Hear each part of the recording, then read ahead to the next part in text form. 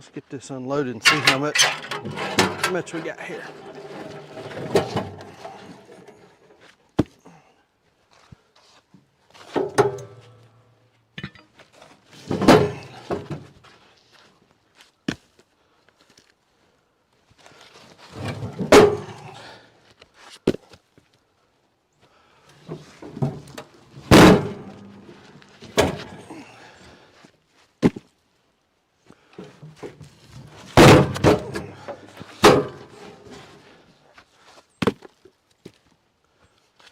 All right, so that's not bad for a couple hours on a Saturday. Sandra had deliveries this morning, and so while she was gone, I got to get out and play with my toys, with the chainsaw and excavator and that kind of stuff. So, but I'm finding that I really enjoy this time of year and getting out and doing this time of year.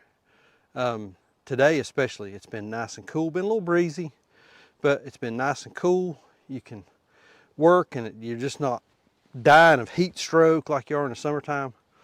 And it smells good, it feels good, just the energy, the exercise. It's just nice to be outside and doing something productive. And I can look at this right now and see what I've done today.